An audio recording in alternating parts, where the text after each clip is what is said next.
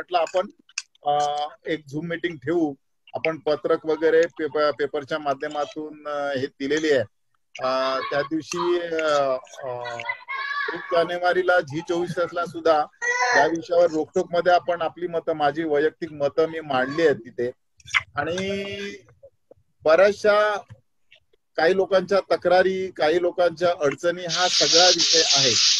आज आपण थोडस सविस्तर या विषयावर पुन्हा एकदा तुमच्याशी बोलणार आहे. कारण काही लोकांचा असा समज आहे किंवा गैरसमज आहे की आपल्याला डीम कन्व्हेन्स करायची काय गरज आहे, तशी काय आवश्यकता आहे का वगैरे, किंवा पैसे जास्त लागतात, किंवा असे वेगवेगळे इश्यूज आहेत लोकांचे. आपण थोडस शेवटी आपण काही क्वेश्चन आन्सर घेऊ, आपण लोकांशी बोलू, आपण कोणाचे काही प्रश्न असले तर ते पण आपण घेऊ. आता थोडक्यात हा जो ड्राईव्ह केलेला आहे शासनाने 1 ते 15 तारीख पर्यंत, आपण महाराष्ट्र राज्य, जरा कृपया बाकीच्यानी मध्ये बोलू नका, म्हणजे काय बोलतो ते लोकांना ऐकायला येणार नाही. मी सगळ्यांना म्यूट करतोय.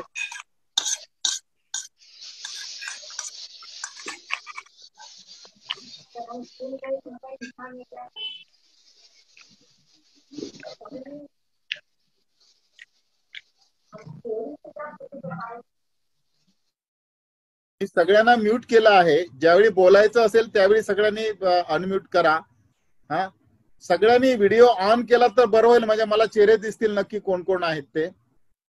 बऱ्याच जणांचे ते ऑफ दिसत आहेत. ऑन केला तर बरं होईल. तर बऱ्याच लोकांचे इश्यू आहेत, प्रश्न आहेत, शंका आहेत. आपण त्याविषयी सविस्तर चर्चा करू. याविषयी थोडक्यात अगोदर सांगतो, हा जो ड्राईव्ह आहे तो 1 ते 15 तारीख पर्यंत आहे. महाराष्ट्र राज्य हाऊसिंग फेडरेशनचे अध्यक्ष म्हणून मी त्याची मुदतवाढ द्या अशी मागणी केलेली आहे शासनाकडे. मात्र हा जो लोकांना असं वाटतं की ह्याच्यात काही विशेष सवलती वगैरे देणार आहेत का, किंवा काही विशेष होणार आहे का, तर विशेष असं बदल काही नाही, सवलती काही नाही. फक्त जनजागृती व्हावी आणि जास्तीत जास्त गृहनिर्माण संस्थांनी याचा उपयोग करून घ्यावा, यासाठी हा स्पेशल ड्राईव्ह शासनाने सुरू केलेला आहे. आता त्याच्यामध्ये नवीन काय कायद्यात बदल झालाय का, नियमात बदल झालाय का, तर तसा कुठलाही बदल नवीन झालेला नाही. मग आपल्याला काय करायचं आहे ते थोडक्यात मी तुम्हाला सांगणार आहे. की पहिल्यांदा काही लोक, मी त्या माझी मुलाखत 1 जानेवारीला रोखोकवर चर्चा झाली, त्या चर्चेमध्ये सुद्धा मी माझं मत मांडलं की डीम कन्व्हेन्स जी प्रक्रिया शासनाचा चांगला उद्देश असून सुद्धा ती सक्सेस होत नाही किंवा जास्त लोक सहभागी होत नाहीत. याचं सगळ्यात महत्वाचं कारण आहे की ती या स्कीमला काही दलालांनी किंवा मध्यस्थांनी बदनाम करून ठेवलेला आहे. अधिकाऱ्यांच्या नावावर मोठ्या प्रमाणात पैसे घेण्याचं, वसूल करण्याचं काम हे मधली मंडळी करतात. काही लोक अर्धवट काम करून सोसायटीला फसवण्याचं काम करतात. त्यामुळे अशा काही आणि छोट्या सोसायटीना हे जे मध्यस्थ लोक आहेत ते भरमसाठ पैसे सांगतात. त्यामुळे छोट्या छोट्या सोसायट्यांना असं वाटतं की हे करण्यापेक्षा न केलेलं बरं, आणि यामुळे ह्या डीम कन्व्हेन्सची संख्या होण्याचं प्रमाण या कारणामुळे कमी आहे. महाराष्ट्रामध्ये जवळपास 1,25,000 गृहनिर्माण संस्था आहेत. त्यापैकी फक्त आतापर्यंत 11 ते 11,500 गृहनिर्माण संस्थांचं फक्त कन्व्हेन्स झालेलं आहे. ठाणे शहराचं, ठाणे जिल्ह्याचं तुम्ही म्हणत असाल तर ठाणे जिल्ह्यामध्ये 25,000 गृहनिर्माण संस्था आहेत, 24,700च्या आसपास. तर त्यापैकी फक्त 3,100 गृहनिर्माण संस्थांचं ठाणे जिल्ह्यामध्ये फक्त कन्व्हेन्स झालेलं, म्हणजे 10 ते 12% एवढं कन्व्हेन्स झालेलं आहे. याचं कारण हे आहे की आमच्या लोकांना हे जे डीम कन्व्हेन्सचं काम करणारे लोक आहेत ते हवाचे सवा पैसे सांगतात, भीती घालतात, आणि मग सभासद, एकतर सभासदांना त्याची पूर्ण माहिती नाही, म्हणजे कन्व्हेन्स कशालाच हवंच का, नाही केलं तर काय तोटा होणार आहे, केलं तर काय फायदा मिळणार आहे. म्हणजे एक मराठीत म्हण आहे, आधीच काय म्हणतात ते फाल्गुन मास त्यात आधीच उल्हास त्यात फाल्गुन मास, अशी परिस्थिती आमच्या लोकांची आहे. तर शासनाचा एक उद्देश आहे यामागे की महाराष्ट्रातल्या जास्तीत जास्त गृहनिर्माण संस्थांनी या शासनाने केलेल्या योजनेचा फायदा घ्यावा, आणि यामध्येच सोसायटींचं, गृहनिर्माण संस्थांचं हित आहे. हाऊसिंग फेडरेशनचा अध्यक्ष म्हणून राज्याचा असेल किंवा जिल्ह्याचा असेल, मी सगळ्या सोसायट्यांना विनंती करेन की शासनाने ही जी योजना सुरू केलेली आहे, मोहीम सुरू केलेली आहे, त्या मोहिमेमध्ये तुम्ही सहभागी व्हा आणि जास्तीत जास्त गृहनिर्माण संस्थांनी स्वतःच्या इमारतीच्या खालची जागा सोसायटीच्या नावावर करून घ्या. बऱ्याच लोकांना संभ्रम पडतो की त्याच्यामध्ये काय आमचा फायदा होणार आहे किंवा काय नुकसान होणार आहे. जर जागा सोसायटीच्या नावावर नसेल तर भविष्यामध्ये तुम्ही तुमच्या इमारतीचं म्हणजे कधी समजा आज नाही 5, 10, 25, 30, 40 वर्षाने तुम्ही कधीतरी पुनर्विकास करायला जाणार आहात. मग त्यावेळी तुमची या सोसायटीची जागा जर सोसायटीच्या नावावर नसेल तर तुम्ही पुनर्विकास करू शकणार नाही. मग त्यावेळी पुनर्विकास करताना ज्याच्या नावावर जमीन आहे म्हणजे तो जमीन मालक असेल किंवा बिल्डर असेल याच्या परवानगीशिवाय किंवा त्याच्या मंजुरीशिवाय तुम्हाला बिल्डिंगचा पुनर्विकास करता येणार नाही. मग अशा वेळी जमीन मालक किंवा बिल्डर तो सांगणार मलाच काम द्या, मलाच द्या, मीच करून देतो आणि त्याच्यामध्ये तुमचं जास्त नुकसान होण्याची शक्यता आहे. हा एक भाग. दुसरा भाग असा, जोपर्यंत तुम्ही डीम कन्व्हेन्स करत नाही तोपर्यंत तुमच्या जमिनी संबंधात मिळणारे फायदे हे सगळे जमीन मालक किंवा बिल्डर यांना मिळणार आहे, सोसायटीला मिळणार नाही. तो कसा ते पण तुम्हाला सांगतो. एखाद्या लेआउट मध्ये एकापेक्षा जास्त बिल्डिंग असतील, 7, 8, 10 बिल्डिंग असतील, 5, 6 बिल्डिंग असतील. एक बिल्डिंग बघतो, 1 वर्षाने त्यानंतर 1 वर्षाने दुसरी बिल्डिंग पाहतो, त्यानंतर 1 वर्षाने तिसरी बिल्डिंग पाडतो. असं वर्षानुवर्ष त्याचं काम सुरूच होत असतं. पहिली बिल्डिंगला 10 वर्ष झाली तरी त्याची लेआउट मधली शेवटची बिल्डिंग पूर्ण होत नाही. अशा वेळी जमिनीच्या बाबत जी फायदा डीसी रूल प्रमाणे मिळतो, शासनाच्या नियमाप्रमाणे किंवा निर्णयाप्रमाणे मिळतो, तो सोसायटीला न मिळता त्या बिल्डरला मिळतो. उदाहरण द्यायचं झालं तर आत्ताच काही दिवसापूर्वी, 1 महिन्यापूर्वी, 1.5 महिन्यापूर्वी शासनाने कॉमन डीसी रूल काढला. डेव्हलपमेंट रूल काढले शासनाने. त्या रूल मध्ये 2.5 पर्यंत एफएसआय देण्याचं शासनाने मान्य केलेलं आहे. याचा अर्थ असा, जर तुमच्या सोसायटीचं कन्व्हेन्स झालं नसेल आणि तुमच्या बिल्डर मध्ये लेआउट मध्ये एका दुसरी बिल्डिंग बांधायची शिल्लक असेल तर तो हा तुमची बिल्डिंग झालेली 1 एफएसआय असताना आणि उर्वरित तो जास्त 1.5 एफएसआय मिळणार आहे, तो बिल्डर घेईल आणि ती बिल्डिंग वाढवेल. ती जी शेवटची बिल्डिंग आहे त्याच्यामध्ये हा सगळा तुमचा एफएसआय घेऊन तो बांधेल. मग तुम्ही 20, 25, 30 वर्षांनी पुनर्विकास करायला जाल त्यावेळी तुमच्या जागेचा एफएसआय शिल्लक नसेल. म्हणून या गोष्टीपासून या गोष्टी टाळायच्या असतील तर आपल्याला कन्व्हेन्स असेल, बिल्डर करून देत असेल तर कन्व्हेन्स करा. बिल्डर कन्व्हेन्स करून देत नसेल तर डीम कन्व्हेन्स करा. आता कन्व्हेन्स आणि डीम कन्व्हेन्स याच्यामधला फरक काय तो तुम्हाला थोडक्यात सांगतो. जर बिल्डरने तुम्हाला नियमाप्रमाणे आपल्या कायद्या मोफा ऍक्ट मध्ये सुद्धा आणि नवीन झालेल्या 4 वर्षापूर्वी झालेल्या रेरा ऍक्ट मध्ये सुद्धा, दोन्ही ऍक्ट मध्ये प्रोव्हिजन आहे, इमारतीचं काम पूर्ण झाल्यानंतर कम्प्लिशन सर्टिफिकेट मिळाल्यानंतर 4 महिन्यामध्ये गृहनिर्माण संस्था स्थापन करून द्यायची आहे बिल्डरने आणि गृहनिर्माण संस्था स्थापन झाल्यानंतर 4 महिन्यामध्ये त्याने कन्व्हेन्स करून द्यायचं आहे. मोफा कायदा सुद्धा हेच सांगतं, रेरा कायदा सुद्धा हेच सांगतं. पण 99% बिल्डर कन्व्हेन्स स्वतःहून करून देत नाही. याचं कारण मी तुम्हाला जे आता सांगितलं ते आहे. भविष्यात जागेसंबंधी मिळणारे बेनिफिट त्याला मिळावे हा त्याचा उद्देश असतो आणि त्यावेळी म्हणून तो आपल्याला कन्व्हेन्स करून देत नाही. म्हणून या प्रकारे जर बिल्डरने करून दिलं त्याला आपण कन्व्हेन्स म्हणतो. जर बिल्डरने स्वतःहून करून दिलं नाही तर शासनाच्या या योजनेप्रमाणे आपण बिल्डर शिवाय जी प्रक्रिया करून कन्व्हेन्स करतो त्याला आपण डीम कन्व्हेन्स म्हणतो. आता ह्याची प्रक्रिया काय आहे, आपण आता जवळजवळ 9 वर्ष हा कायदा येऊन 9 वर्ष झाले तरी सुद्धा अजूनही लोक विचारतात की नियम काय, कसं करायचं, काय करायचं. तर ह्याला काय करावं लागणार आहे आपल्याला, त्याला कुठचे कागदपत्र लागणार आहेत ते सुद्धा मी थोडक्यात तुम्हाला सांगतो. या डीम कन्व्हेन्सची प्रक्रिया करताना 4 स्टेप मध्ये आपल्याला काम करायचं आहे. त्याच्यातली पहिली स्टेप की तुमच्या सगळ्या कागदपत्रासहित जिल्हा उपनिबंधकाकडे प्रस्ताव दाखल करणं. जिल्हा उपनिबंधक ठाणे जिल्ह्याचे, संपूर्ण ठाणे जिल्ह्याचे जिल्हा उपनिबंधक ठाण्यामध्ये आहे. त्यांचं कार्यालय गावदेवी मैदानाच्या वरती पहिल्या माळ्यावर नौपाड्याला आहे. या ठिकाणी ऑनलाईन पण आहे, ऑफलाईन पण आहे. मी पुढे त्या विषयावर मी येणार आहे. हा सगळा प्रस्ताव दाखल केल्यानंतर तिथे जमीन मालक असतील, बिल्डर असतील किंवा जागे संबंधित जे 7/12 उतारावर ज्यांची नाव आहे त्या सगळ्यांना सुनावणीला बोलवलं जातं. तुमच्या कागदपत्राच्या आधारे सुनावणी होते आणि सुनावणी झाल्यानंतर तुमच्याकडे डीम कन्व्हेन्सची ऑर्डर तुम्हाला दाखला दिला जातो. ही पहिली स्टेप पूर्ण झाली.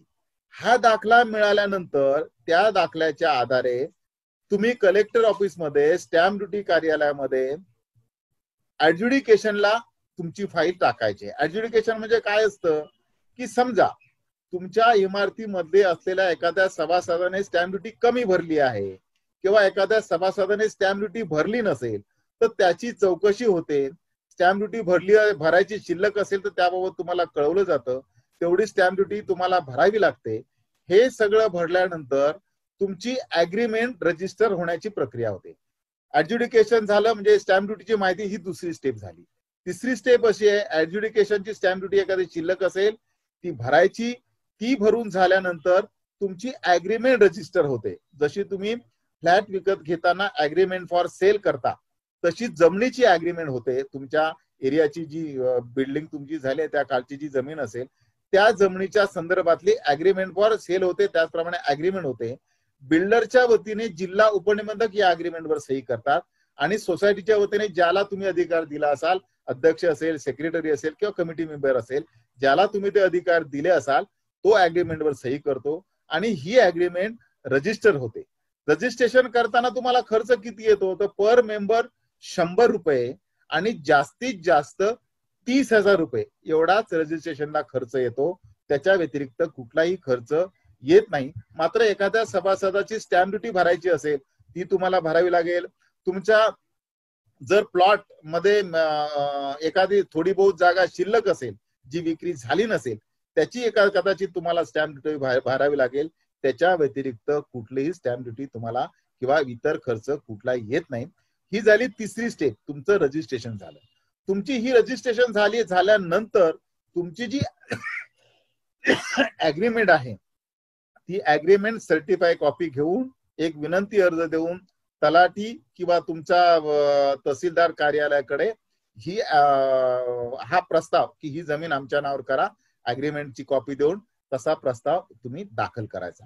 तो प्रस्ताव दाखल केल्यानंतर ते काही त्यांच्या आवश्यक असतील तर सुनावणी घेतील आणि 7/12 किंवा प्रॉपर्टी कार्डवर तुमचं नाव अर्ज केल्यापासून 60 दिवसामध्ये लावून देतील. जोपर्यंत ही 7/12 किंवा प्रॉपर्टी कार्डवर तुमचं नाव लागत नाही तोपर्यंत ही प्रक्रिया पूर्ण होत नाही. ज्यावेळी प्रॉपर्टी कार्ड किंवा 7/12ला तुमच्या सोसायटीचं नाव लागेल त्यावेळेला ही प्रक्रिया पूर्ण होईल आणि तुमच्या इमारतीच्या खालची जागा सोसायटीच्या नावावर होईल. बरेच लोक दलाल असतील किंवा काही हे काम करणारे लोक असतील ते डीडीआर कडनं ऑर्डर घेतात आणि काम संपलं असं सांगतात, पण तसं नाही. जर जोपर्यंत 7/12ला आपलं नाव लागत नाही तोपर्यंत जमीन तुमच्या नावावर झाली असं म्हणता येणार नाही. त्यामुळे या 4 स्टेप आपण लक्षात घ्यायच्यात. आता यासाठी करताना तुम्हाला कागदपत्र कुठचे लागणार आहेत ते पण मी तुम्हाला सांगतो. यासाठी सगळ्यात सुरुवातीला तुम्हाला बहुतेकांना माहिती असेल की डीम कन्व्हेन्सची प्रक्रिया मी 2008ला पहिल्यांदा हाऊसिंग फेडरेशनला निवडून आल्यानंतर त्यापासून हे व्हावं यासाठी प्रयत्न सुरू केले होते. 2011 साली अशोकराव चव्हाण मुख्यमंत्री असताना ह्याला प्रस्ताव मंजूर झाला. त्यासाठी आम्ही नागपूरमध्ये 3 दिवस ठाण मांडून बसलेलो होतो. 11ला मंजूर झाला. 12 साली त्याची नियमावली बनवली आणि त्यानंतर ही प्रक्रिया सुरू झाली. सुरुवातीला 37 प्रकारचे कागदपत्र लागत होते. आता फक्त 7 प्रकारचे आवश्यक कागदपत्र या प्रक्रियेसाठी लागणार आहेत. एवढे सगळे कमी केले ते हाऊसिंग फेडरेशनच्या माध्यमातून आपण प्रयत्न करून हे कमी केलेले आहेत आणि ही प्रक्रिया सुद्धा आपण सोपी केलेली आहे. दुसरा सगळ्यात महत्त्वाचं, याच्या अगोदर सगळ्यात महत्वाची गृहनिर्माण संस्थांसाठी अडचण येत होती ती म्हणजे ओसी. बऱ्याचशा म्हणजे ठाणे शहर असेल, कल्याण डोंबिवली असेल, मीरा भाईंदर असेल, ठाणे जिल्ह्यातल्या बऱ्याच ज्या किंवा ग्रामपंचायती भागामध्ये ज्या झालेल्या सोसायटी या सोसायटीना जवळजवळ 60 ते 70% सोसायटींकडे ओसी नाही आणि ओसी नसल्यामुळे डीम कन्व्हेन्स प्रक्रिया होत नव्हती किंवा डीम कन्व्हेन्स होत नव्हतं. ही महत्वाची अट माननीय देवेंद्र फडणवीस मुख्यमंत्री असताना आपण रद्द करून घेतली आणि आता जर तुमच्या सोसायटीची ओसी नसेल तरी सुद्धा तुमचं डीम कन्व्हेन्स होणार आहे. मग त्यासाठी काय करायचं आहे की सोसायटीच्या कमिटीने किंवा जे सहीची अथॉरिटी आहे सोसायटीने ठराव करून एक ऍफिडेव्हिटचा नमुना बनवलेला आहे, तो तुम्हाला डीडीआर ऑफिसमध्ये मिळेल किंवा आमच्याकडे सुद्धा मिळेल. तो त्या प्रकारे ऍफिडेव्हिट करून द्यायचा, म्हणजे दायित्व असेल, कोणाचे काय पैसे भरायचे असतील ते दायित्व आपण स्वीकारायचं आणि सोसायटीची जमिनीची मालकी करून घेण्यासाठी ऍफिडेव्हिट द्यायचं. हे केल्यानंतर तुमच्या ओसीचा प्रश्न संपतो. आता तुम्हाला कागदपत्र कुठचे कुठचे लागणार आहेत ते थोडक्यात सांगतो. 1 मिनिट.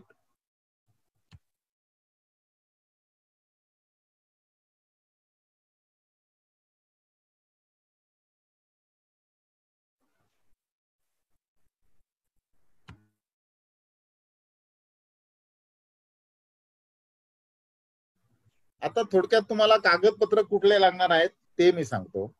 सगळ्यात महत्वाचं आणि सगळ्यात आवश्यक असलेली बाब जी आहे ती हाऊसिंग सोसायटीतल्या 100% सभासदांचे स्टॅम्प ड्युटी रजिस्ट्रेशन केलेली ऍग्रीमेंट किंवा इंडेक्स 2 ह्या दोघांपैकी एक कागदपत्र असेल तुम्हाला चालेल.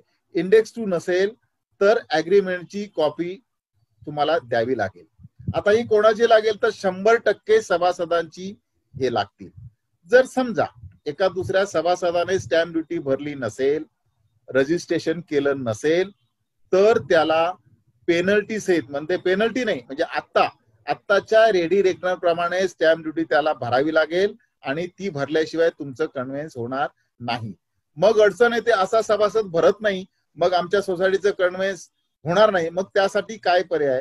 तर यासाठी पर्याय असा जो शासनाने सर्क्युलर मध्ये सुद्धा मेन्शन केलेला आहे, परिपत्रकामध्ये सुद्धा मेन्शन केलेला आहे, तो असा की एखादा सभासद एका दुसरा सभासद अशी आडेबाजी करत असेल, त्याची स्टॅम्प ड्युटी भरत नसेल, स्टॅम्प ड्युटीची जी रक्कम भरत नसेल तर अशी रक्कम सोसायटीने भरावी आणि ती सभासदांकडून वसूल करावी. मात्र त्या संबंधीचा ठराव मॅनेजिंग कमिटीने किंवा जनरल बॉडीने करावा आणि असा सभासद जर पैसे भरले नाहीत तर 101 किंवा नवीन कायद्यात 154B29 नुसार त्याच्याकडनं वसूल घेण्याची प्रक्रिया करावी. अशा एका दुसऱ्या सभासदामुळे डीन कन्व्हेन्सची प्रक्रिया आपण थांबू नये, ती पूर्ण करून घ्यावी. शासन आणि सहकार विभाग यासाठी संपूर्णपणे तुमच्या बाजूने असेल. तर मी सांगितलं त्याप्रमाणे 100% लोकांच्या स्टॅम्प ड्युटी भरलेल्या अग्रीमेंट किंवा इंडेक्स 2 एक. दुसरं, तुमचं आत्ताचं 3 महिन्याच्या अगोदरचं प्रॉपर्टी कार्ड किंवा 7/12 हे आवश्यक असेल.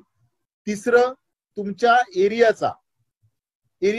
सर्टिफिकेट जी डेप्युटी रजिस्ट्रारने डीडीआरने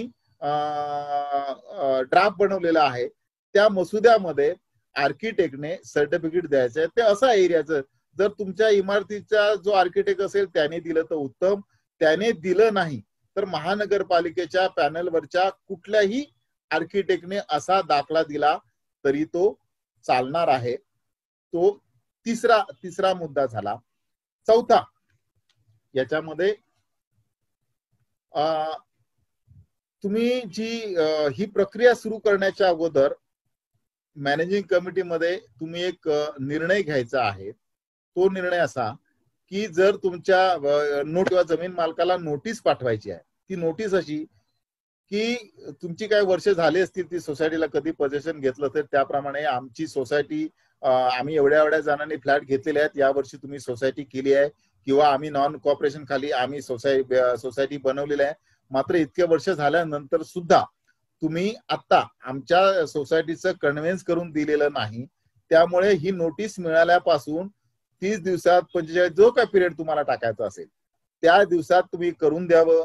जर तुम्ही या कालावधीमध्ये कन्व्हेन्स केलं नाही तर शासनाच्या धोरणाप्रमाणे बिल्डर शिवाय जी योजना शासनाने केलेली आहे त्याच्यामध्ये डीन कन्व्हेन्सच्या माध्यमातून आम्ही करून घेऊ, अशा प्रकारची नोटीस पाठवायची आहे.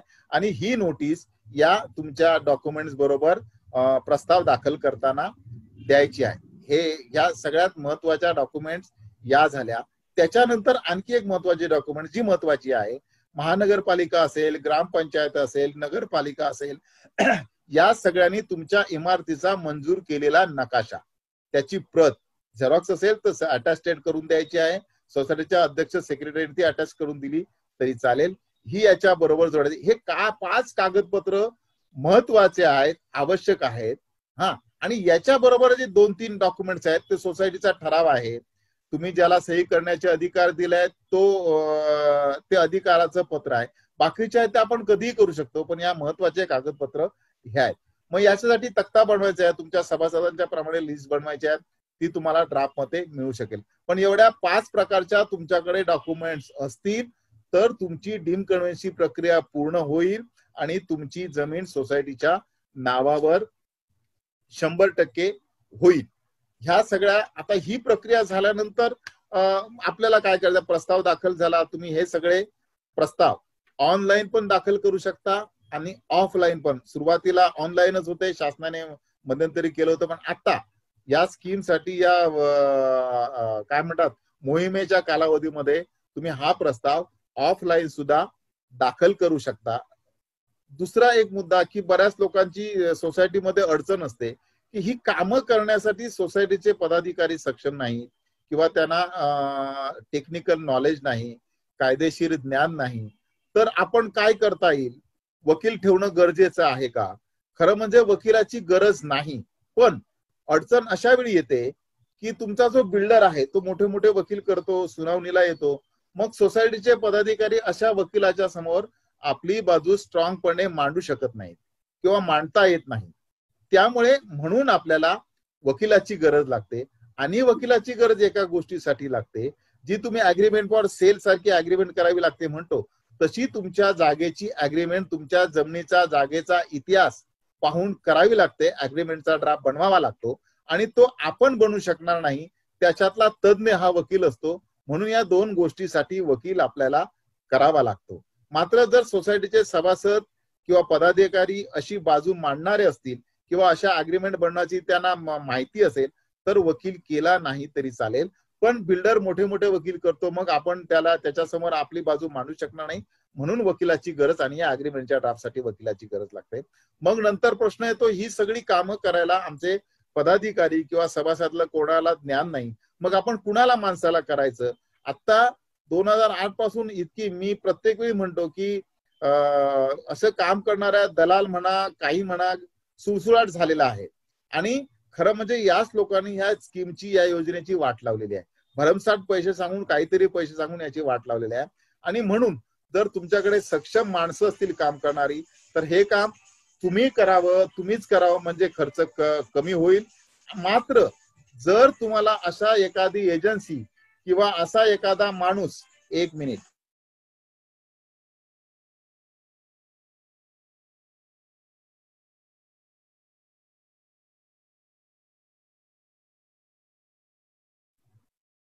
मात्र मग अशी जर एजन्सी करावी अशी आपल्याला वाटली तर खरंच ज्याने काम केलेलं आहे, चांगलं काम करणारा आहे, त्याने किती सोसायटीचं काम केलं असेल ते तपासा आणि योग्य प्रकारे खरं काम करणाऱ्या माणसाला, चांगलं काम करणाऱ्या माणसाला द्या. त्याने किती प्रस्ताव केलेले आहेत.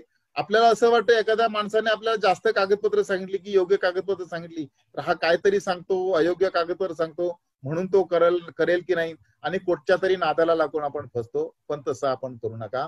यासाठी ठाणे हाऊसिंग फेडरेशन तुम्हाला मदत करेल.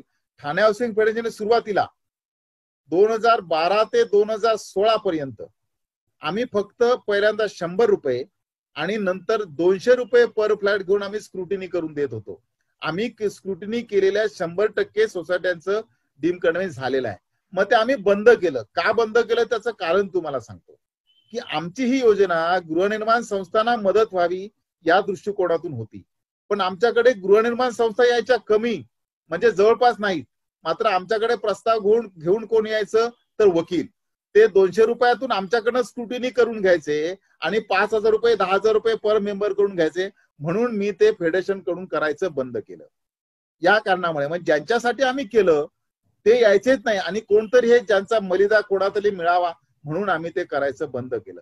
पण या विषयासाठी कुठल्याही गोष्टीचं तुम्हाला मार्गदर्शन लागेल, सहकार्य लागेल, ते फेडरेशन 100% करायला तुमच्यासाठी तयार आहे. या विषयाची आम्ही एक पुस्तिका फेडरेशनने बनवलेली आहे. जे तुम्हाला आवश्यकता असेल, गरज असेल, तुम्हाला हवी वाटत असेल तर फेडरेशनकडे कोणतरी माणूस पाठवा आणि ती घेऊन जा. म्हणजे तुम्हाला सगळे त्याचे फॉर्म्स दिले आहेत. प्रक्रिया ऑनलाईन, ऑफलाईन प्रक्रिया करताना आपल्याला काय काय करायचं आहे ही सगळी माहिती तुम्हाला दिलेली आहे. आता विषय येतो एखाद्या लेआउटमध्ये एकापेक्षा जास्त इमारती असतील तर त्यांचं कन्व्हेन्स आपण होईल की नाही किंवा करता येईल की नाही त्यासाठी तुम्हाला सांगतो. जर एखाद्या लेआउटमध्ये एकापेक्षा जास्त बिल्डिंग असतील तर काय करता येईल, तर एकापेक्षा जास्त इमारती जिथे असतील तिथे आता हाऊसिंग सोसायट्यांसाठी जो नवीन चॅप्टर मंजूर झालेला आहे त्याच्यामध्ये 2 सोसायट्या असल्या तरी सुद्धा तुम्हाला असोसिएशन करता येणार आहे. आणि ही खास आपण या कायद्यामध्ये अशासाठी तरतूद करून घेतलेली आहे की ह्या डीम कन्व्हेन्सला अडचण येते. 2 सोसायट्या, 3 सोसायट्या, 4 सोसायट्या असल्या तर पूर्वी असोसिएशन करता येत नव्हती, कारण असोसिएशन करण्यासाठी कमीत कमी 5 सोसायट्यांची आवश्यकता होती. पण तो बदली करून आपण 2 सोसायट्या जरी असल्या तरी त्याची असोसिएशन तुम्हाला करता येईल आणि मग त्या माध्यमातून तुम्हाला कन्व्हिन्स करता येईल. जर जास्त सोसायट्या असतील तर त्यांनी असोसिएशन बनवून असोसिएशन प्लस जेवढ्या सोसायट्या असतील तेवढ्या सोसायटीचे कन्व्हिन्सचे प्रस्ताव टाकायचे. हे करण्याचं कारण असं, तुमची मोठी सोसायटी असेल तर रस्ते असतात, रस्त्यासाठी जागा वापरलेली असते, प्ले ग्राउंड असतं, मैदान असतं किंवा क्लब हाऊस असतो. ही जी जागा आहे ती कोणाच्या नावावर जाईल, तर ती तुमच्या असोसिएशनच्या नावावर जाईल. आणि सोसायटीची जी जागा युजेबल आहे, जी त्यांनी वापरलेली आहे प्लॅन मध्ये त्यांचे, तेवढी जागा सोसायटीच्या नावावर राहील. आणि जी मी सांगितली क्लब हाऊस असेल, रस्ता असेल, गार्डन असेल, पार्किंगसाठी जी जागा असेल ती सगळी या असोसिएशनच्या नावावर राहील. म्हणजे तुमची संपूर्ण प्लॉट, संपूर्ण एरिया तुमच्या सोसायटीच्याच ताब्यात राहील. जर तुम्ही असोसिएशन केला नाही आणि प्रत्येक सोसायटीने आपलं इंडिव्हिज्युअल कन्व्हेन्स करून घेतलं तर ही मोकळी जागा कोणाकडे राहील, तर ती ज्याच्या नावावर जुना मालक असेल किंवा जमीन मालक असेल किंवा बिल्डर असेल त्याच्याच नावावर राहील. आणि त्याचा फायदा तुम्ही 20, 25, 40, 50 वर्षांनी कधी पुनर्विकास करायला जाल त्यावेळी तुम्हाला तो मिळणार नाही. म्हणून एकापेक्षा जास्त ज्या गृहनिर्माण संस्था आहेत त्यांनी असोसिएशन करावं आणि असोसिएशनच्या माध्यमातून असोसिएशन प्लस जेवढ्या सोसायटी असतील तेवढ्या सोसायट्यांचे प्रस्ताव दाखल करून त्या प्रकारे तुमचं डीम कन्व्हेन्स करून घ्यावं. आता माझ्या मते बहुतेक विषय मी सांगितलेले आहेत. याच्यासाठी प्रत्येक प्रस्तावाबरोबर तुम्हाला 2000 रुपयाचा ऍडज्युडिकेशन नॉन ज्युडिशियली स्टॅम्प लावायचा आहे. किंवा आता ह्या मोहिमेसाठी त्यांनी बँकेमध्ये पैसे भरून चलन दाखवलं तरी सुद्धा चालणार आहे. ही या सवलतच्या पिरियडमध्ये त्यांनी सवलत दिलेली आहे. आता तुमच्या याविषयी काही शंका असल्या तर मला विचारा. पण पुन्हा एकदा मी तुम्हाला सगळ्यांना विनंती करेन, काही असलं तरी कुठच्याही प्रकारे तुम्ही कन्व्हेन्स किंवा डीम कन्व्हेन्स करून सोसायटीची जी जागा आहे ती सोसायटीच्या नावावर करून घ्या. अन्यथा आता केलं नाही तर भविष्यात ती नावावर आपल्या होईल की नाही सांगता येणार नाही. मग कदाचित तुमचे मुलं असतील, तुमचे नातू असतील, तुमची नातवंड असतील, ही लोक तुम्हाला दोष देणार आहेत की आमच्या आई बापांनी एवढी चांगली प्रॉपर्टी घेतली पण हे काम केलं नाही, त्यामुळे आम्हाला ह्याचा फायदा मिळणार नाही. त्यामुळे तुम्ही ह्या भविष्याचा विचार करून डीम कन्व्हेन्स. दुसरा पण मुद्दा आहे, ठाणे प्रत्येक महानगरपालिकेमध्ये जर तुम्ही कन्व्हेन्स केलं नाही, काही अनऑथराइज बिल्डिंग आहेत त्यांना टॅक्स पण जास्त लागतोय, हे वेगवेगळे मुद्दे आहेत. तर तुम्ही या पद्धतीने करून घ्या. रिडेव्हलपमेंटला त्यासाठी तुम्हाला उपयोग होईल. त्याचबरोबर तुमच्या काही सोसायटीच्या कामकाजासाठी सुद्धा याची उपयोग होईल. त्यामुळे हे करून घेणं आवश्यक आहे. आणि पुन्हा पुन्हा मी तुम्हाला अशासाठी सांगतोय की शासनाची सवलत आहे, जी सवलत नाही म्हणजे ही मोहीम आहे, त्या मोहिमेमध्ये सहभागी व्हा. जर तुम्हाला यदा कदाचित या मोहिमेच्या कालावधीमध्ये करता आलं नाही तरी घाबरण्याचं काही कारण नाही, कारण हा कायद्यात बदल झालेला आहे. यासाठी नवीन कायदा अस्तित्वात आलेला आहे, तो कायमस्वरूपी असणार आहे. त्यामुळे आताच ह्या 15 दिवसातच केलं पाहिजे अशातलं काही भाग नाही, कारण हा कायद्यातला बदल आहे, कायदा तयार झालेला आहे. त्यामुळे कायमची प्रक्रिया सुरू असणार आहे. त्यामुळे कधी काही झालं तुम्ही ती प्रक्रिया करून कन्व्हेन्स करून घ्यावं, एवढीच माझी तुम्हाला विनंती राहील. याबद्दल आता कोणाच्या काही शंका असल्या तर मला विचारा. Good evening sir, Anil Parab बोलतोय सत्यवंदन मधून. नमस्कार. नमस्कार सर. एक छोटा प्रश्न, शेवटचा प्रश्न तुमचा जो होता ना कन्व्हिन्स झालंय ना, तुमची ऑर्डर मिळाली साहेब साहेब मेसरी साहेब पण आहेत माझ्या बरोबरच. दिसतायत, हसतायत, ते दिसतात मला. नाही नाही, साधारण दुसरा एक आहे, माझ्या भावाचं जागा आहे तिकडे आहे जरा, तर त्याबद्दल आता जे शेवटचा जो तुम्ही उपस्थित केला ना प्रश्न, की पूर्ण 10 सोसायटी असतील, तर तिथे जे प्ले ग्राउंड आहे किंवा तिथे गार्डन असेल किंवा इतर गोष्टी आहेत, तर त्या गोष्टींमध्ये तुम्ही असोसिएशन करा आणि त्या असोसिएशन तर्फे तुम्ही त्यांचं प्रॉपर्टी कार्डवर असोसिएशनचं नाव येणार आणि म्हणजे टोटल जागा जी आहे ती असोसिएशनच्या नावाने होणार. नाही नाही नाही नाही नाही नाही नाही, टोटल जागा नाही, रस्ता, क्लब फक्त रस्त्याची जागा, कॉमन स्पेस आहे. अच्छा, तो कॉमन स्पेस फक्त असोसिएशनच्या नावाने जाणार आणि अच्छा, मग बरोबर, माझी क्वेरी सॉल्व्ह झाली साहेब. Thank you very much. थँक्यू. मी विवा जोशी, नौकाविहार तलावपाडी. आवाज येतोय का? येतोय, बोला. नमस्कार सर. असं आहे की सोसायटी 45-47 वर्षापूर्वी झाली आणि त्यावेळेला बिल्डरनी कन्व्हिन्स केलं की नाही, हा मुद्दाच गोंधळाचा आहे, ते पदाधिकारी सगळे वारले, वर गेले वगैरे. आणि काही लोक म्हणतात त्यातले अगदी जो जुने राहिले, आपण गेलो ओल्ड कस्टम हाऊसला, आम्ही म्हणजे ते लोक, आणि त्यांनी ओल्ड कस्टम हाऊसला जाऊन ते सगळं केलेलं आहे आणि ते कुठल्या तरी वकिलाकडे राहिलं आणि आपल्याकडे काहीच नाहीये. तर कन्व्हिन्स झालेलं आहे, तर आता परत करू नका. त्याचं कुठे सूट देता येईल का? काय झालेलं ऍक्च्युअली कन्व्हिन्स ऍक्च्युअली झालेला आहे किंवा झालेला नाही, याविषयी सोसायटीमध्ये बरंच कन्फ्युजन आहे. कारण काही लोक फार जुने म्हणतात की कन्व्हिन्स झालंय, ओल्ड कस्टम हाऊसला जाऊन सगळ्यांनी आम्ही सह्या केल्या आहेत, बिल्डर आला होता वगैरे वगैरे, आणि आता म्हणतात परत कन्व्हिन्स करू नका. त्याचा तपास कुठे करून घेता येईल? काही गोष्टी आहेत का की एक गोष्ट लक्षात घ्या, ओल्ड कस्टमला जाऊन अग्रीमेंटवर सह्या केलात म्हणजे तुमचं कन्व्हिन्स झालं नाही. तुमचं कन्व्हिन्स, जशी मी तुम्हाला सांगतो, कन्व्हिन्स म्हणजे काय वेगळं काय नाही. कन्व्हिन्स जशी अग्रीमेंटवर सेल करता तुम्ही फ्लॅट विकत घेताना, तशी तुमच्या कन्व्हिन्स डीड होतं, जर बिल्डर स्वतःहून करून देत असेल तर. ती अग्रीमेंट रजिस्टर करायची असते बिल्डर आणि सोसायटीच्या वतीने. ती रजिस्टर झालेली अग्रीमेंट घेऊन तुम्ही तुमच्या विभागाच्या तहसीलदार असेल किंवा तलाठी असेल यांच्याकडे प्रॉपर्टीवर नाव टाकण्यासाठी अर्ज करावा लागतो. त्या अग्रीमेंटच्या सहित तरच तुमच्या नावावर प्रॉपर्टी होते. भारतामध्ये अजूनही ही ऑटोमॅटिक होण्याची, अग्रीमेंट केली की डायरेक्ट तुमच्या नावावर लागलं, हा भारत आहे, बरोबर आहे. त्यामुळे डायरेक्ट काही होणार नाही, तुम्ही गेल्याशिवाय ते होणार नाही. आणि जर ही प्रक्रिया तुम्ही केली नसाल तर तुमच्या प्रॉपर्टी कार्डवर किंवा 7/12वर तुमचं नाव लागलं नसेल. पुढचं एका जर ते केलं नसेल तर आता त्या अग्रीमेंटचा तुम्हाला काहीही उपयोग होणार नाही.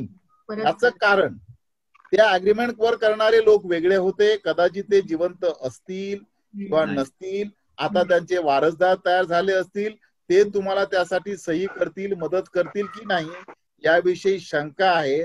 त्यामुळे तुम्ही डीम कन्व्हिन्सची प्रक्रिया करून नावावर करून घेणं हे सगळ्यात सोपं आणि साधं उत्तर आहे.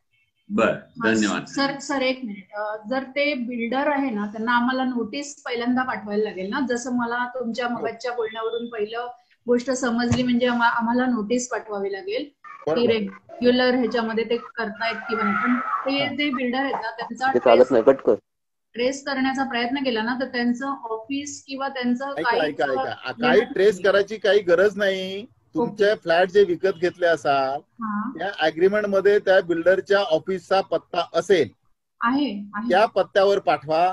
परत आली तर तशीच ठेवा आणि ती तुमच्या प्रस्तावासोबत जोडा. आपल्याला त्यांना ट्रेस करायची काही गरज नाही. धन्यवाद. थँक्यू. हॅलो. बोला.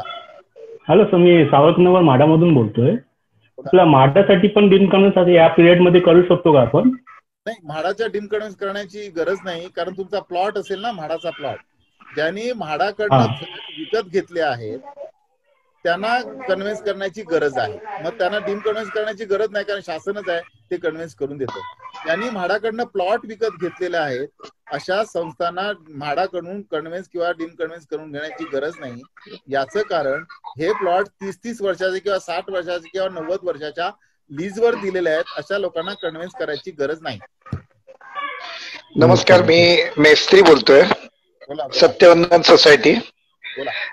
मगाशी इथे ग्रस्त बोलत होते की आम्ही ओल्ड कस्टमला जे काही हे केलं अग्रीमेंटवर सह्या, तर पूर्वी एक 15-20-25 वर्षापूर्वी ओल्ड कस्टमलाच अग्रीमेंट होत होते सगळ्यांचे. आणि त्यावेळेला झालं काय की बऱ्याच आमच्या बिल्डिंग मध्ये तोच प्रॉब्लेम झाला की काही लोकांचे त्यावेळेला स्टॅम्प ड्युटी कमी असल्यामुळे स्टॅम्प ड्युटी कमी भरली गेली आणि त्यांचे अग्रीमेंट तिथेच राहिले त्यांच्याकडेच. आणि आमच्याकडे दिल्यानंतर मग आता नंतर आम्हाला कळलं की हवे त्यांनी जे साठे करार आमच्या ऑफिसमध्ये दिलेले, मग रजिस्टर मागताना मग हे संपूर्ण स्टॅम्प ड्युटी आम्हाला भरून घ्यावी लागली त्यांच्याकडून. आणि मग हा प्रश्न आमचा जरा अडचणीचा ठरला होता मध्यंतरी. तर तो एक विषय आहे. आणि आता त्यांनी काय म्हटलंय की 12 नंतरचे जे फ्लॅट्स आहेत 2012च्या नंतरचे एज्युरिकेशन करताना त्यांना चेन ऑफ अग्रीमेंट लागणार आहेत पूर्णपणे जुने. हॅलो. तर तर ते एज्युरिकेशन करताना 12च्या नंतरचे जे अग्रीमेंट्स आहेत तर त्यांना चेन ऑफ अग्रीमेंट लागणार आहेत. तर तर त्यासाठीच म्हटलं ते ह्या ज्या अडचणी येत आहेत थोड्याशा, त्यामुळे थोडीशी ती प्रक्रिया थोडीशी लांबी होते. नाही, आपण त्यासाठी प्रयत्न केलेत. 12च्या नंतर अशासाठी मागतायत 12ला कॉम्प्युटरायझेशन झालं हो रजिस्ट्रेशनचं, आणि ती जर सभासदाकडे नसली तर ती रेकॉर्डला मिळते. 12च्या अगोदर ती मिळत नव्हती. आम्ही सुरुवातीला आमची मागणी होती आणि अजूनही आम्ही या विषयावर विरोध केलेला आहे. जो आता राहतो त्याचीच अग्रीमेंट तुम्ही घ्यायचे, बाकीच्या चेन अग्रीमेंटची गरज नाही. बरोबर. हा प्रस्ताव आता सुद्धा आम्ही दिलेला आहे. पण त्यांनी हे कारण सांगितलं तुमच्याकडे नाही मिळत तर आमच्याकडे मिळतात असं त्यांनी कारण दिलेलं आहे. त्याच्या अगोदरचे असते तर चेन अग्रीमेंटची काही गरज नाही. चालेल, ठीक आहे. पुढे थँक्यू, धन्यवाद. हॅलो साहेब. बोला. हा साहेब, आमच्या सोसायटी सुमती निवास कळवा इथे 2 फ्लॅट अनसोल्ड आहेत, तर त्याचं काय करू शकतो आपण? तो अनसोल्ड आहेत ना, त्याला शेअर सर्टिफिकेट तुम्ही दिलं नाहीये ना? नाही, काही नाही दिलेलं आहे. ते बिल्डरच्या नावावर दाखवा, त्याची स्टॅम्प ड्युटी भरायची गरज नाही. त्याची स्टॅम्प ड्युटी भरायची गरज नाही. आणि दुसरा एक मुद्दा विचारायचा म्हणजे जर आपले बिल्डर हयातच नसतील तर काय होतं? तर काय करू शकतो आपण? असं काय तुम्हाला काहीच करायचं नाही. तुम्ही नोटीस पाठवायचं, हयात असो नसो आपल्याला काही बघायचं नाहीये. हयात असतील तर येतील, नसले तर नाही येणार. ओके साहेब, थँक्यू साहेब. राणे साहेब, मी अमित बोलतोय. हॅलो. बोला ऐकतोय. विजय विलास ठाणे सोसायटी. सो तुम्ही एक लास्ट जो पॉइंट म्हटला मध्ये की जर एक्झाम्पल आता आमच्या केसमध्ये 7 बिल्डिंगची एक सोसायटी आहे. टोटल ऍक्च्युली 14 बिल्डिंग्स आहेत. ओके, तर क्लब हाऊस वगैरे सगळं आहे. 7 बिल्डिंगची एक सोसायटी, अशा 2 सोसायटी टोटल 14 बिल्डिंग्सच्या. तर त्या केसमध्ये आता तुम्ही काय म्हणता की कसं करायला लागेल? जसं जो क्लब हाऊसचा एरिया आहे किंवा जो कॉमन रोड आहे आणि हे सगळं जर आपल्याला घ्यायचंय सोसायटीच्या अंडर म्हणजे, तर ते डीम कन्व्हेन्स मध्ये, तर ते कसं काय घ्यायला लागेल? म्हणजे काय प्रोसिजर करायला? एक तर आता 2 सोसायटीचं सुद्धा असोसिएशन होतं, बरोबर आहे ना? तर असोसिएशन तुम्ही बनवा, किंवा तुम्ही जर मला प्लॅन दाखवला तर मी त्याबद्दल तुम्हाला काय नक्की काय करता येईल ते सांगू शकेन. ओके, ठीक आहे. मग तुमचं ऑफिस वगैरे कुठे आहे आपलं? म्हणजे फेडरेशनचं ऑफिस ठाणा. ओके, ठीक आहे, कळलं. थँक्यू. आणि सर, आणखीन एक फक्त क्वेश्चन. तुम्ही मध्ये म्हटलात की इनिशियली आता नवीन महाराष्ट्राचा रूल आलाय ज्याच्यामध्ये FSI इन्क्रीज झाला. एक्झाम्पल बिल्डर टेक ऍडव्हान्टेज की 2.5 वगैरे झालाय. So it is applicable to all Maharashtra, पूर्ण महाराष्ट्रासाठी झालाय का स्पेसिफिक सिटीज साठी झालाय? नाही, तो संपूर्ण महाराष्ट्र झालाय. महानगरपालिकेला वेगळा FSI, नगरपालिकेला वेगळा FSI, ग्रामपंचायत एरियामध्ये वेगळा FSI, असे सगळ्यांसाठी DC रूल. सगळ्या महानगरपालिकांना सारखा रूल झालाय. ओके, ठीक आहे. सर, एक प्रश्न आहे. हॅलो. बोला. हा सर, एक अजून एक प्रश्न आहे माझा की ग्रामपंचायत मध्ये बिल्डिंग आहे आणि त्यामध्ये कसं आहे की बिल्डरने त्यांना हँडओव्हर दिलेलं नाही अजून, आणि OC पण नाही आहे त्या बिल्डिंगला, आणि त्यांना ते रजिस्टर पण करून दिलेली नाही आहे सोसायटी. तर तो चाल दाखल करतोय रजिस्ट्रेशन करायला. त्याने रजिस्ट्रेशनचे पैसे घेतलेले आहेत सोसायटीचे, तर त्याच्यावर काय करता येईल? कुठल्याही कल्याण डोंबिवली महानगरपालिका का? कल्याण डोंबिवली महानगरपालिकेमध्ये येते. मला वाटतं वगळलेली 17 गाव आहेत त्याच्यापैकी हा विषय असू शकेल. पॉसिबली 27 की 17 जी आहेत गावं गावांमध्ये वगळली, आहे. 17 की 27 गावं काहीतरी वगळली, तिथला विषय असेल, तिथला विषय असेल, तिथलं शासनाने सगळं तिथलं रजिस्ट्रेशन वगैरे बंद केलेलं आहे माझ्या मते. म्हणजे अग्रीमेंट रजिस्ट्रेशनचं, फ्लॅटचं रजिस्ट्रेशन बंद केलेलं आहे. देसलेपाडा आहे, नाही, 17 नाही, पण गावांमध्ये येतो की नाही माहित नाही मला. 27 तुम्ही आता जर त्याचे प्लॅन मंजूर केलं असेल तर पहिली सोसायटी तुम्ही नॉन सोसायटी रजिस्ट्रेशनला काही अडचण नाहीये. Non cooperation under society register करा. डोंबिवली कार्यालय, डोंबिवलीमध्ये येतं नाही? हो, डोंबिवलीमध्ये. हा, डोंबिवली कार्यालय non cooperation under society register करा. सोसायटी रजिस्टर केल्याशिवाय तुमचं डीम कन्व्हेन्स होणार नाही. अप्रूव्ड आहे, केडीएमसी अप्रूव्ड आहे. हा, ठीक आहे ना, मग अडचण काय नाही. तुम्ही पहिली non cooperation under society register करा आणि नंतर डीम कन्व्हेन्स साठी सादर करा. Thank you sir. Good evening, Jackson बोल रहा हूँ. हेलो. हाँ, बोलिए सर. हमने केस किया बिल्डर पे 2010 से, और अभी केस दूसरा मतलब डिस्ट्रिक्ट कमीशन से स्टेट कमीशन पे हम लोग ट्रांसफर कर रहे हैं. क्या के लिए? किस चीज के लिए? क्योंकि उन्होंने कुछ सोसाइटी नहीं बनाया, ओसी नहीं दिया और कन्वेंस ये सब कुछ नहीं किया, ऐसे ही निकल गया वो. तो उन्होंने उस पे और प्लस एडिशनल जो एक्सपेंसेस है वो उन्होंने नहीं किया था, मतलब प्रॉपर लिफ्ट और फायर फाइटिंग वो सब कुछ नहीं किया था उन्होंने. तो उन्होंने उस पे केस किया था, तो अभी तक वो केस चल रहा है. फिर बीच में वो ओवर होके वो बोला कि लोग डिस्ट्रिक्ट कोर्ट बोला कि तुम दूसरा इसमें जाओ क्योंकि तुम्हारा ये 20 लाख के ऊपर जा रहा है, ऐसा कुछ. कंज्यूमर कोर्ट में गया है शायद. या कंज्यूमर कोर्ट में, या कंज्यूमर कोर्ट, या. तो बाद में अभी कन्वेंस के लिए कुछ किया है, डाला है? नहीं, अभी तक तो डाला नहीं. अभी वापस हम लोग वापस लॉयर को पकड़ के हम लोग वापस करने वाले हैं. तो लाइक हम लोग दोनों एक साथ कर सकते हैं क्या? मतलब लॉयर से भी we can fight and we can. नहीं, दोनों एक साथ नहीं कर सकता है. लेकिन मेरे ख्याल जहाँ तक मुझे लगता है कि कोर्ट में जाने के बाद आपको कभी ऑप्शन है लोगों को, अगर आप जीतते हैं तो वो आगे जाएगा, वो जीतता है तो आप आगे जाएगा. इससे रिजल्ट कभी आएगा बोल नहीं सकते कोई भी. उससे बेटर है आप डीम कन्वेंस कर लो. और ये उसका जो, हाँ राणे बोला, ऍडव्होकेट बोला ऍडव्होकेट राणे आहेत ते बोलतायत तुमच्याशी या विषयावर. बोला राणे. साहेब, या दोन्ही गोष्टी वेगवेगळ्या आहेत. तुम्ही कंझ्युमर कोर्टामध्ये गेला असाल तर ते deficiency in services and other things साठी, आणि कन्व्हेन्सीचा ऑल टुगेदर डिफरंट विषय आहे. सो तुम्ही ते पेंडिंग ठेवून इकडे कन्व्हेन्स करू शकता असं माझं मत आहे. नाही, बरोबर आहे. म्हणून त्यांना विचारलं की कंझ्युमर कोर्टामध्ये तुम्ही कन्व्हेन्स साठी गेला आहात का. जर तिकडे कन्व्हेन्स हा विषय नसेल तर तुम्ही इकडे ऍप्लिकेशन करू शकता. मात्र एकाच विषयावर दोन ठिकाणी तुम्ही करू शकणार नाही. तिकडे कन्व्हेन्स साठी केलेली केस तुम्हाला मागे घ्यावी लागेल आणि मग तुम्ही डीम कन्व्हेन्सला जाऊ शकता. Thank you sir. आलं का लक्षात? समजलं? हॅलो. हाँ, समझ का? हेलो. हाँ, समझ. समझा क्या? समझा sir. Thank you very much. Okay. Hello. हाँ, बोला. हाँ, नमस्कार सर. मी देसाई बोलतो, स्वानंद सोसायटीतून. बोला. हा सर, आमचा प्रॉब्लेम असा आहे की आम्ही बिल्डरच्या अगेन्स्ट कंझ्युमर कोर्टात केस टाकली होती ओसी आणि कन्व्हेन्स करून देण्यासंबंधी. तर आमची केस आमच्या बाजूने निकाल लागलेला आहे, परंतु बिल्डर म्हणतो की मी FSI त्याने जास्त वापरल्यामुळे त्याला जी पेनल्टी आहे ती पेनल्टी भरायला तो तयार नाहीये. त्यामुळे अजून कन्व्हेन्स आमचा होत नाही. तर अशा परिस्थितीत पेनल्टी किती येऊ शकते आणि आम्ही काय करू शकतो त्याच्यात? नाही, तुम्ही डीम कन्व्हेन्सच्या माध्यमातून पहिलं कन्व्हेन्स करून घ्या आणि पेनल्टीचा विषय त्यासंबंधी त्याच्याकडनं तुम्ही त्याचा कोर्टाचा निर्णय तो मानत नसेल, बरोबर आहे? मानत आहे. मानत नसेल तर अब्दुल काय तो अवमान याचिका तुम्ही दाखल करू शकता त्याच्या विरोधात. त्याचं म्हणणं आहे की माझ्याकडे एवढी पेनल्टी भरायला पैसे नाहीयेत. घर वीक म्हणावं आणि पैसे भर. अच्छा. करून घ्या. कन्व्हेन्स करून घ्यायचं ना? हो, डीम कन्व्हेन्स करून घ्या. ठीक आहे. हा राणे बोला. ती त्यांची रिकव्हरी, रेव्हेन्यू रिकव्हरी म्हणून करून घेता येतील, वेगळ्या रिकव्हरी सूट दाखल करून. अच्छा. Okay sir. एक्झिक्युशन डिक्रीसाठी अर्ज करून तो देत नसेल तर त्याची ती जी रिकव्हरी आहे ती रिकव्हरी महसुली रिकव्हरी म्हणून आपल्याला रिकव्हर करता येते.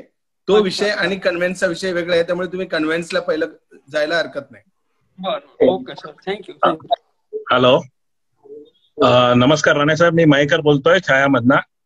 हॅलो. बोला. हा, आमचं असं प्रकरण आहे की डीम कन्व्हेन्स रजिस्ट्रेशनला टाकलं होतं. फार जुनी गोष्ट आहे, 90 मध्ये टाकलं होतं. आणि ते डीम कन्व्हेन्सचे पेपर बनवून रजिस्ट्रेशनला टाकले होते दुय्यम निबंधकाकडे. दुय्यम निबंधकने पावती फाडलेली आहे, पण त्याच्यावर त्यांनी काही पेंडिंग म्हणून हे मारलेत, शेरे मारलेले आहेत. त्यामध्ये तो शेरा एक आहे 230A income tax, 37G income tax and market value, असे 3 त्यांनी रिमार्क्स मारलेले आहेत. तर व्हॉट इज दॅट बेसिकली? आता मला वाटतं ते रिमार्क असतील त्या बिल्डरच्या विषयी असतील, त्याने इन्कम टॅक्स वगैरे, माझ्या मते. कारण फ्लॅट ओनरशी इन्कम टॅक्सचा काही संबंध तसा नाही. करेक्ट. ते डॉक्युमेंट्स बघितल्याशिवाय काय आता मी सांगू शकणार नाही तसं. I do agree. I definitely come and meet you sir. तुम्ही कधीतरी हे पेपर घेऊन या ऑफिसमध्ये, आपण ते बघू, त्याच्यावर ओपिनियन घेऊ. हा, तुम्ही ऍडज्युडिकेशन मी त्या अधिकाऱ्यांशी पण आपण ऍडज्युडिकेशन वाल्यांशी बोलू, हे काय विषय आहेत ते, डीम कन्व्हेन्स जायची काय अडचण येईल का ते आपण चौकशी करू आणि त्याप्रमाणे प्रोसेस करू. Right sir, thank you sir. ठीक ठीक. Okay, thanks. पुढे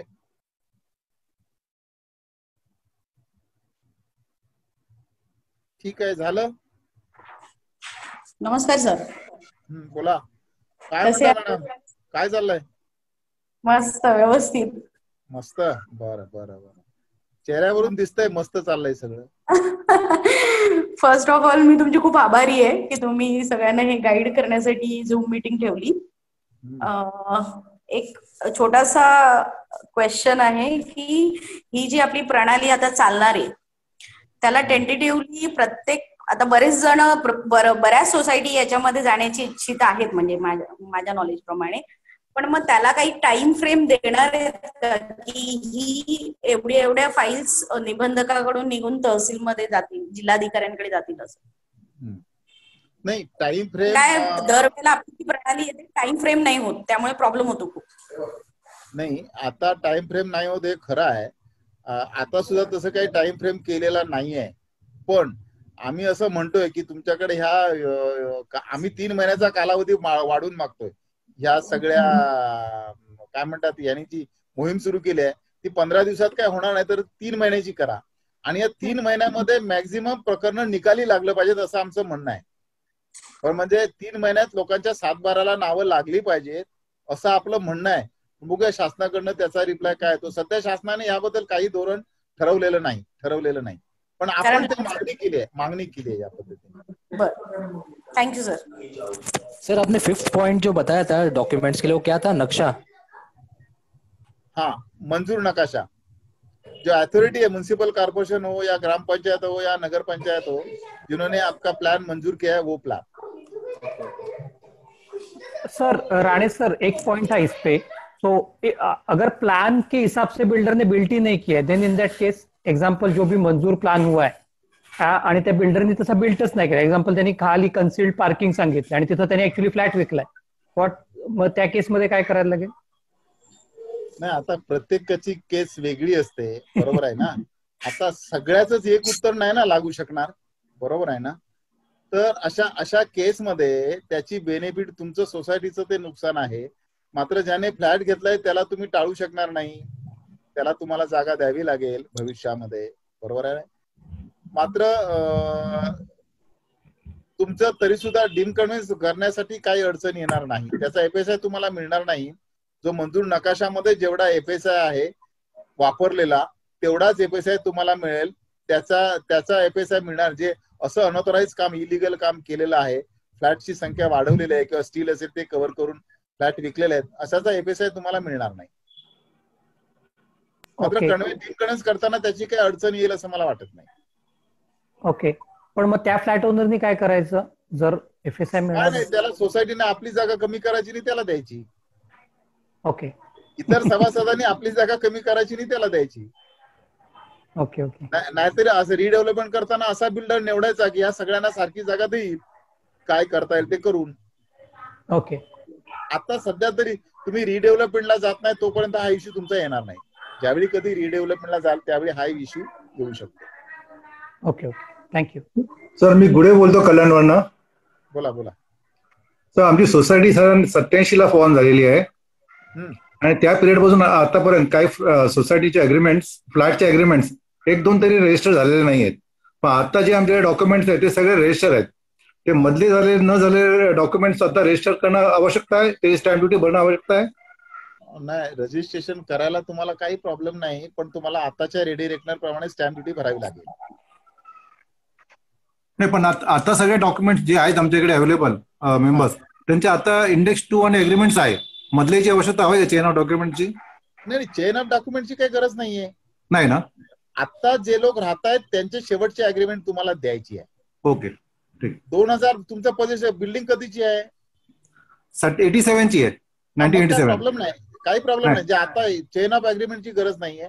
आता राहतात त्यांच्या सगळ्यांच्या अग्रीमेंट पाहिजे. ओके, ठीक. ठीक आहे. आणखी थँक्यू. हॅलो, हा बोला. हा, मी सुशिला सोसायटी मधून बोलतेय, कळवा. आणि आमच्या सोसायटीमध्ये 2012ला जी कमिटी होती त्यांनी कन्व्हेन्सचं काम केलेलं होतं, लँड कन्व्हेन्सचं. पण त्यांनी ते रजिस्ट्रेशन नेरळला जाऊन केलं आणि त्याच्यानंतर तुम्ही जी 4 स्टेप सांगितली होती, तलाठी ऑफिसमध्ये जाऊन ते आपल्याला सारा आणि ह्याच्यावरती नाव चढवायचं असतं, ते त्या कमिटीने त्यावेळेला केलं नाही. आता आमच्या कमिटीने जेव्हा ते त्याच्यासाठी अर्ज केला होता तेव्हा ऑफिस मधून आम्हाला लेटर आलं, म्हणजे लेटर आम्ही घेतलं. त्याच्यामध्ये त्यांनी 1-2 त्रुटी सांगल्यात. काय त्रुटी सांगितल्या? रजिस्ट्रेशन म्हणजे खरेदी खतामध्ये आणि ऍक्च्युअल जे रजिस्ट्रेशन केलेलं डॉक्युमेंट आहे कन्व्हेन्ससाठी त्याच्यामध्ये थोडा फेरफार आहे. तर मग त्याच्यासाठी काय करावं लागेल?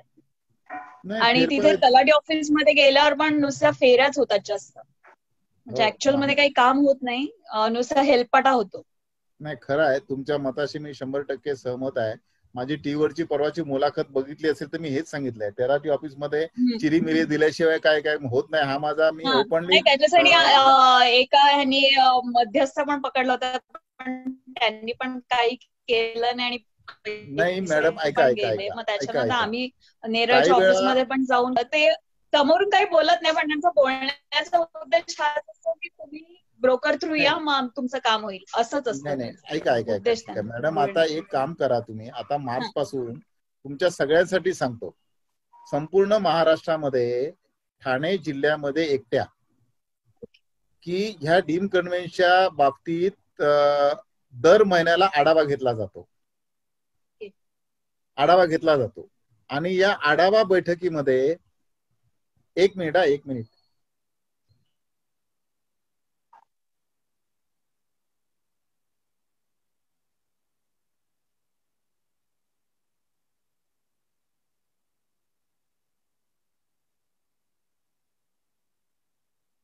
हा, मी काय म्हणत होतो, दर महिन्याला आढावा घेतला जातो हा. आणि आढावा घेताना अशा तुमच्यासारखे जे इश्यू आहेत त्या विषयाची चर्चा होते.